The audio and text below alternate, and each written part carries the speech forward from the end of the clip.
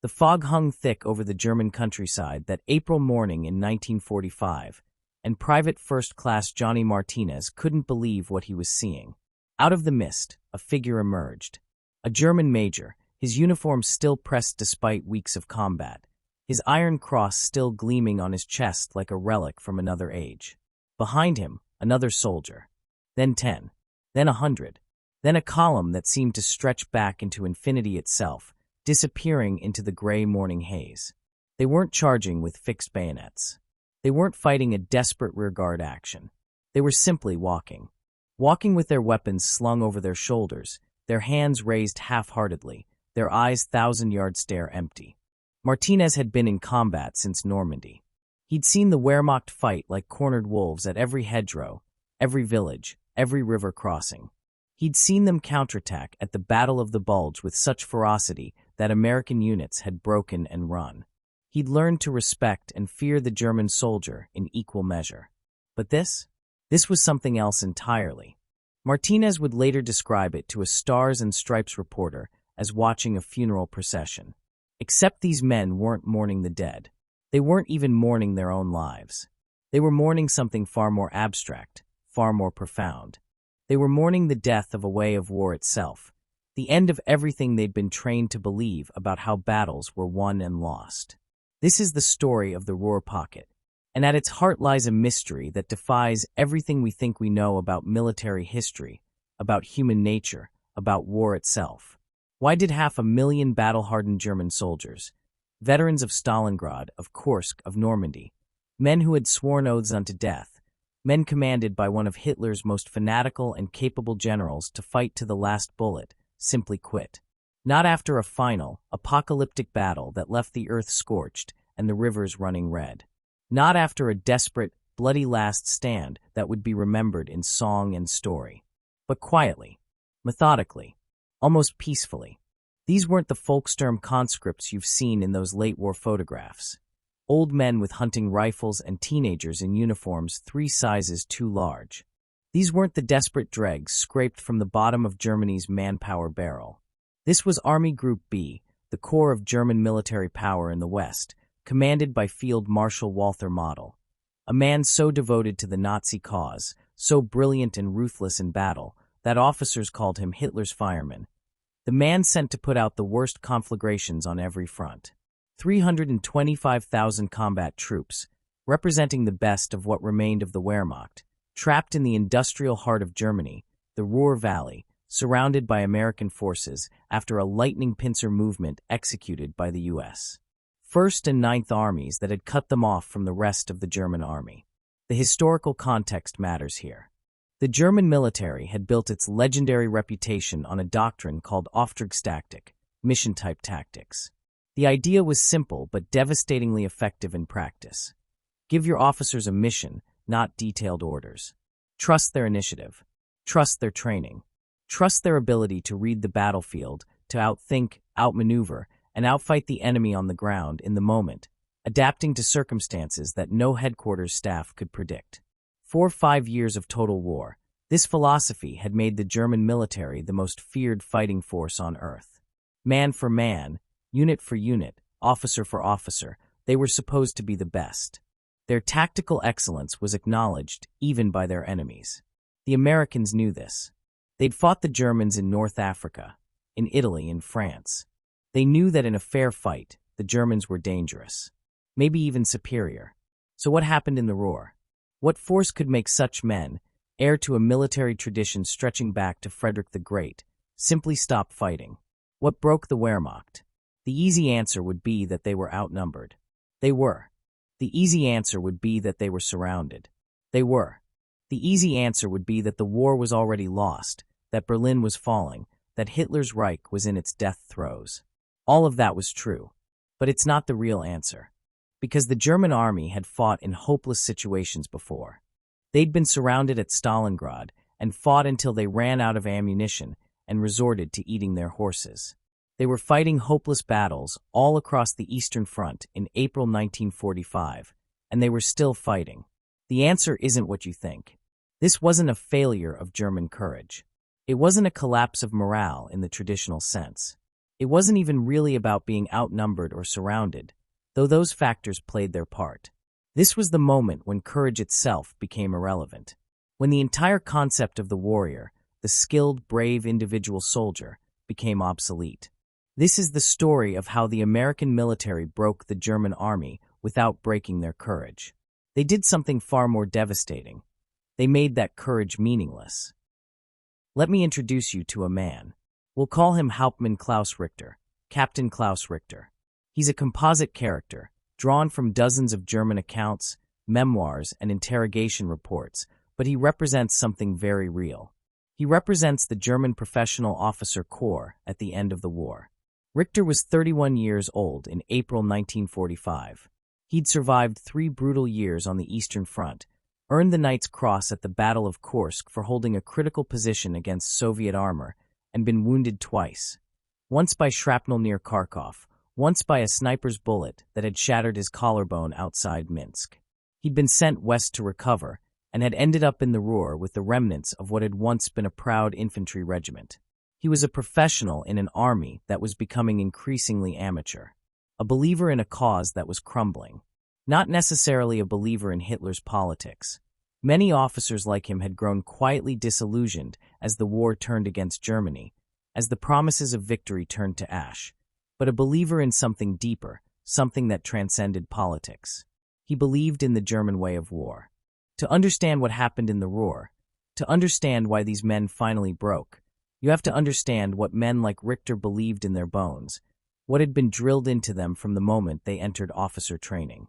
They believed they were better soldiers than their opponents. Not better equipped. They knew by 1945 that the Americans had more of everything. Not more numerous. The odds had been against them for years. But better in the ways that mattered. More skilled. More adaptable. More intelligent in the deadly art of war. They believed that a well-trained German soldier with initiative and tactical flexibility was worth 3 or 4 enemy soldiers who simply followed orders. Think of Auftragstaktik as a finely crafted blade. While other armies relied on rigid top-down orders, do exactly this, go exactly here, attack at exactly 0600 hours with exactly these forces, the German system was fluid, organic, alive. An officer like Richter would receive a mission from his superior. Delay the American advance along this sector. How he did it was entirely up to him. He could read the terrain and choose the perfect ambush site. He could exploit the enemy's mistakes. He could hit them where they were weak and withdraw when they were strong. He could use his veteran NCO's experience, his men's training, his own tactical intuition.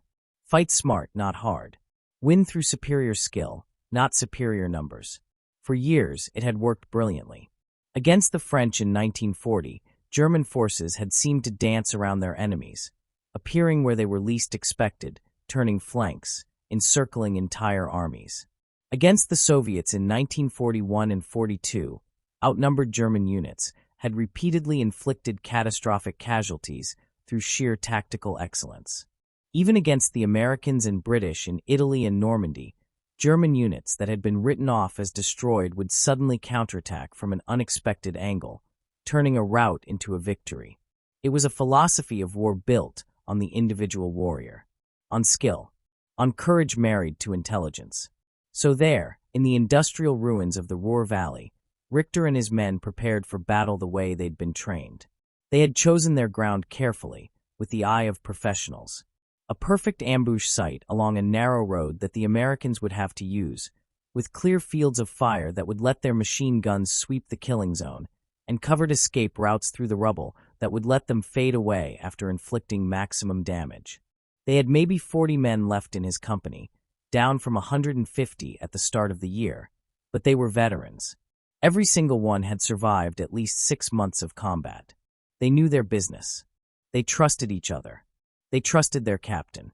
Richter checked his watch. 0530 hours. The Americans would be moving soon. They always moved at dawn, predictable as clockwork. He checked his men's positions one more time, moving quietly through the ruins. The discipline was still there, even now, even at the end. The confidence was still there. They were a blade, waiting to strike. Waiting for that moment when American infantry would come down the road and German tactical excellence would exact a heavy price for a few hundred meters of rubble. They had no idea that the enemy they were about to face didn't fight with blades anymore. The American military had stopped fighting that kind of war months ago, maybe years ago, and no one had told the Germans. They were about to face something that didn't care how sharp you were, how skilled you were, how brave you were. They were about to face a system. And you can't outfight a system with courage. Here's what Richter couldn't know, as he waited in that ambush position in the cold April dawn.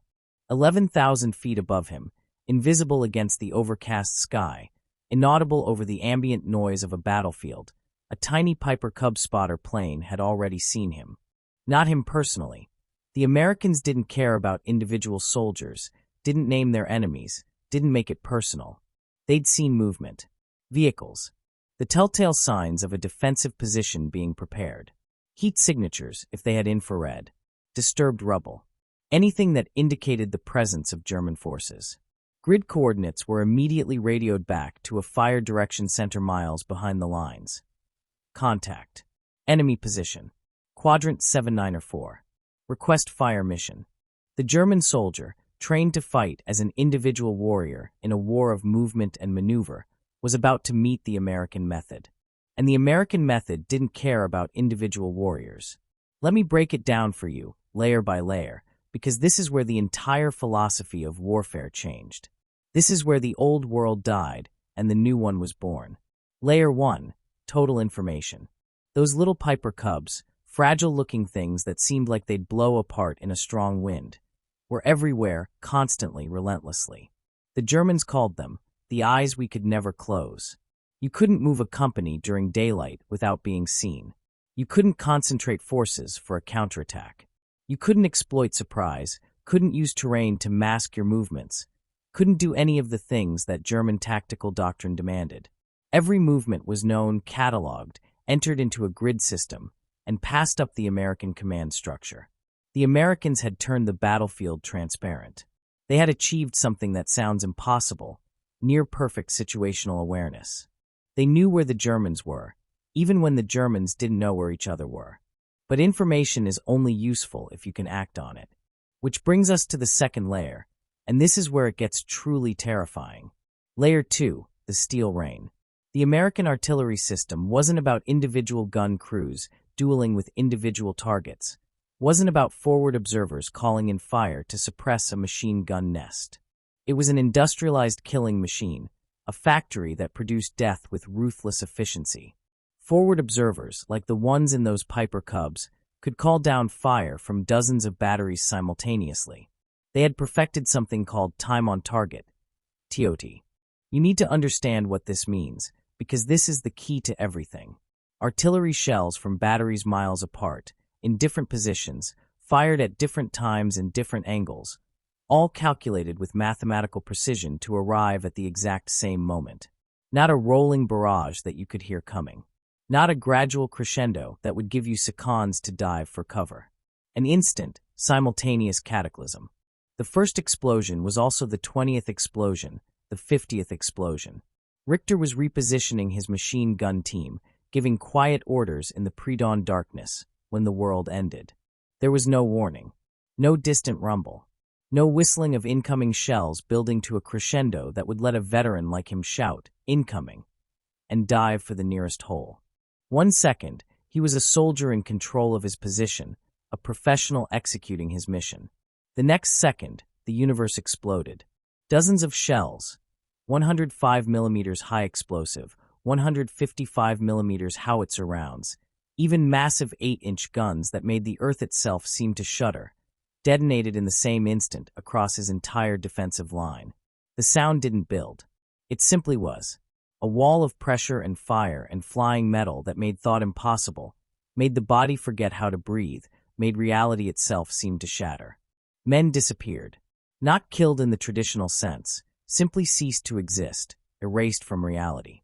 The carefully prepared positions, sited with professional expertise, the fields of fire that Richter had personally checked, the covered escape routes they'd planned, all of it erased in seconds. Richter found himself flat on his back 20 feet from where he'd been standing, ears bleeding, unable to hear anything but a high-pitched whine, unable to think, unable to understand what had just happened. His mind kept trying to process it like a normal artillery barrage, kept waiting for the pause between salvos, but the pause never came. It just kept exploding, kept hammering, kept erasing his world. And then, before the smoke cleared, before he could even begin to recover, before he could attempt to rally his men or reposition, or do any of the things his training screamed at him to do, the Americans came. Layer 3. The relentless tempo. This is the part that broke the German tactical system completely, that made Auftragstaktik, that beautiful blade of German tactical flexibility, utterly useless. In the old way of war, the war that men like Richter had been trained to fight, after an artillery barrage there would be time. Time to recover your senses. Time to pull wounded men to safety. Time for officers to assess the damage, count their losses, reposition their remaining forces. Time for that vaunted German tactical flexibility to reassert itself, for skilled officers to adapt to the new situation and prepare a response. The Americans didn't give them time. They came immediately, while the Germans were still stunned, still bleeding, still trying to remember their own names. Infantry and tanks advancing behind the steel curtain, not fast, not desperately, but steadily, inevitably, like a steamroller that nothing could stop. If you resisted, if you managed to get a machine gun into action or fire a Panzerfaust at a tank, they didn't get clever. They didn't try to outmaneuver you or flank your position. They simply stopped, called in more artillery with those grid coordinates, and rolled over your position 5 minutes later. Your skill didn't matter. Your tactical brilliance didn't matter. They would simply delete your position from the earth and move on. Richter tried to rally his men, tried to fall back to the secondary position as doctrine demanded. He found 7 men. 7 out of 40. They retreated through the rubble, and he was already trying to think, trying to be the professional officer, trying to figure out where to regroup, how to delay the American advance. His training was screaming at him that there had to be a solution, a tactical response, something clever he could do. But even this doesn't capture the full horror of what Richter was facing. Because there's a 4th layer, and this one is what made resistance not just costly, but completely pointless. Layer 4, the infinite supply. Let me give you some numbers, because numbers tell this story better than words. The U.S. Army in Europe was firing more artillery shells per day than the Germans could manufacture per month. Think about that. The entire German industrial base, working around the clock despite Allied bombing, couldn't produce in a month what the Americans would casually expend in an afternoon. A single American artillery battery could call on more ammunition for one fire mission than some German divisions had for an entire week of combat. American soldiers never ran out of food, never ran out of fuel, never ran out of medical supplies, never ran out of anything. Their tanks broke down and were replaced. Their casualties were evacuated and replaced. This wasn't just a military force. This was an industrial process applied to warfare, a machine that simply consumed everything in its path and could never, ever be exhausted. And here's the soul-crushing realization that settled over men like Richter in the Ruhr Pocket, the thought that corroded their will to fight more effectively than any artillery barrage. None of his skills mattered. None of his training mattered. None of his 3 years of hard-won experience mattered. You can't ambush a grid coordinate. You can't outmaneuver a mathematical calculation. You can't use tactical flexibility against a system that simply overwhelms every position you take with instant, massive, precisely coordinated firepower, then advances whether you're dead or alive or already retreating. The Americans had removed the human element from war. They'd turned combat into a production line, and there was no amount of courage or skill that could compete with that. One German officer, a major captured in the Ruhr, tried to explain it to his American interrogators days later. The Americans recorded his words, puzzled by his tone. Not bitter, not angry, just exhausted and bewildered. We were experts in a type of war that was no longer being fought. You didn't defeat us. You made us obsolete. They had brought blades to a gunfight. Worse, they'd brought blades to an industrial smelter that turned everything to slag. The American system didn't defeat German courage. It didn't break German morale through superior bravery or tactical brilliance. It did something far more devastating. It made courage irrelevant. It made skill irrelevant. It made the individual warrior irrelevant. And once you realize you're irrelevant, what's left to fight for? Richter survived that artillery strike. 11 of his 40 men survived with him, scattered and stumbling through the ruins. They retreated, as they'd been trained to do, to a fallback position 2 kilometers back. But there was nowhere to fall back to anymore. The pocket was closed, shrinking daily. Every road was watched by those omnipresent Piper cubs. Every movement, every attempt to reposition, brought down that instant, overwhelming steel rain within minutes. For 3 weeks, this continued. 3 weeks that aged Richter a decade. He stopped thinking like an officer, stopped trying to execute tactical missions. He just tried to keep his men alive for one more day, one more hour. Tried to find food in the ruins. Tried to find medical supplies for the wounded. Tried to avoid the American advances that ground forward day after day, mile after mile, crushing everything before them. The thing that haunted him, that kept him awake during the brief moments when sleep might have been possible, was the feeling of profound existential helplessness. He was a professional soldier. He had skills that had taken years to develop, that had cost the lives of friends and mentors to pass down. Skills that had kept him alive through 3 years on the Eastern Front, through battles that had destroyed entire armies. And none of it mattered anymore. He was a craftsman whose craft had been made obsolete overnight. A swordsman at the dawn of the machine gun age. But there was one more factor. One final psychological weight that pushed these men over the edge, that transformed resignation into active surrender. Whispers spread through the collapsing pocket, passed from unit to unit, soldier to soldier. Stories from men who'd encountered American prisoners of war, or heard from men who had. The Americans, the whispers said, treated their prisoners according to the Geneva Convention. They gave them food, real food, not ersatz bread and watery soup. They gave them medical care. They didn't torture. They didn't execute. Some German soldiers captured in France were already in camps in England, writing letters home, describing conditions that sounded luxurious compared to life in a German army unit in April 1945. They were alive. They would survive the war. This was a stark, brutal contrast that every soldier in the Ruhr understood in his bones. Because these men knew what capture by the Soviets meant. They'd seen it. They'd heard the stories from the East, stories that circulated through every unit like a virus. The Soviets, who'd watched their country burn, their cities razed, 20 million of their people slaughtered by German invasion, weren't taking many prisoners. And the prisoners they did take weren't writing letters home. They were dying in cattle cars on the way to Siberia, or working themselves to death in labor camps, or simply being shot in batches and bulldozed into pits. The Western Front and the Eastern Front had become 2 entirely different wars with 2 entirely different fates. Surrender to the Americans meant life. Surrender to the Soviets meant death, or worse, years of slow death in conditions that made death seem preferable. And then Field Marshal Model made his final decision. On April 15th, Model sent out his last order to Army Group B. It was an extraordinary document, just a few sentences that changed everything. He dissolved the command structure. He released his officers and men from their oaths of loyalty to the Führer and to Germany. He didn't order them to fight to the death. He didn't order them to surrender. He simply gave them permission to choose for themselves, to make their own decision about whether to die for a lost cause or live for an uncertain future. It was an extraordinary moment. One of Hitler's most loyal generals, a man who'd spent 4 years executing Hitler's orders without question, facing the end, chose humanity over fanaticism. He gave his men the one thing they hadn't had in years of total war, agency, the right to decide their own fate. For Richter, sitting in a basement with his remaining men, 11 faces, some barely out of their teens, all of them looking at him with something beyond exhaustion. The decision wasn't difficult.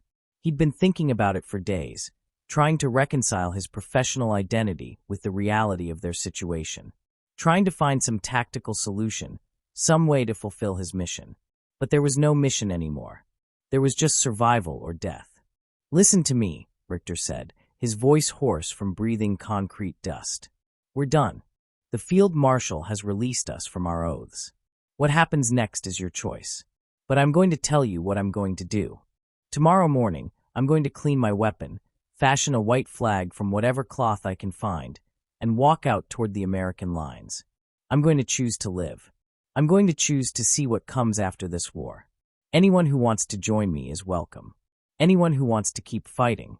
I understand. They didn't cheer. They didn't cry. They didn't thank him. They just nodded, one by one. Because sometimes survival isn't heroic. Sometimes it's just the only sane choice left. Sometimes choosing to live takes more courage than choosing to die. 325,000 German soldiers made the same choice in those final days of April 1945. They emerged from the ruins, from the forests, from the basements of shattered factories, and they surrendered. Not in a final, dramatic battle that would be remembered in history books.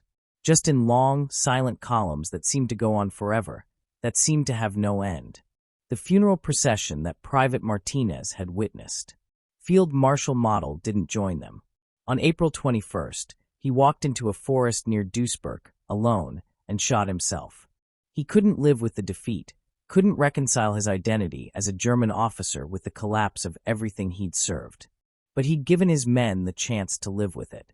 And that perhaps was his final act of leadership, his final service to the men he'd commanded. So what does the Ruhr Pocket actually mean? Why does this story matter, 80 years later? This wasn't a story about German cowardice. These were the same men who'd held Stalingrad for months under conditions that would have broken most armies in days. Who'd counterattacked at Kursk against impossible odds and nearly won. Who'd made the Allies bleed for every hedgerow, every village, every mile in Normandy. This wasn't about a failure of courage. German soldiers had proven their courage 1,000 times over. This was about courage being made obsolete. About a fundamental transformation in the nature of warfare itself. The mass surrender in the Ruhr Pocket marked the triumph of a new philosophy of warfare. The Americans had created something unprecedented in military history. A system where individual skill, individual bravery, individual tactical brilliance simply didn't matter anymore. You didn't defeat the enemy soldier. You defeated the enemy's ability to fight through overwhelming, precisely coordinated, industrialized force. You turned warfare from an art into a science. From a test of warriors into a test of industrial capacity. The blade had met the machine. And the machine won. The machine would always win. This would be the pattern for every American war to come. Korea, where American firepower ground down Chinese human wave attacks. Vietnam, where the U.S. military dropped more bombs than were used in all of World War II, where body counts became metrics like production quotas. Iraq, where precision-guided munitions turned war into a targeting exercise. Afghanistan, where drone strikes eliminated enemies from air-conditioned rooms thousands of miles away. In every case, the pattern was the same: overwhelming firepower, total information, logistical dominance. The individual warrior, no matter how skilled or brave or dedicated, rendered irrelevant by the system. But it raises a question that we still haven't answered 75 years later. A question that becomes more urgent with every new military technology, every new weapons system, every step toward automated warfare. When war becomes a mathematical equation, a problem of logistics and coordinates and fire control computers, rather than courage and skill, and the human element, what is the value of human courage at all? What does it mean to be a warrior when warfare no longer needs warriors? What do we lose when we make soldiers obsolete? The men who walked out of the Ruhr Pocket in April 1945 had learned the answer the hard way. Their courage hadn't failed them. Their training hadn't failed them. Their professional skill hadn't failed them. The world had just stopped caring about any of it. They had become ghosts, haunting a battlefield that no longer needed them. And maybe, in the end, that's more terrifying than any defeat. Now I want to ask you something. Do you believe this American system was a mark of military genius, or the beginning of a grim, impersonal future for warfare? I'm genuinely curious to read your perspective in the comments. These are the hidden psychological turning points we explore every week. If you believe understanding the why is just as important as knowing the what, subscribe to our mission and help us keep these critical stories alive.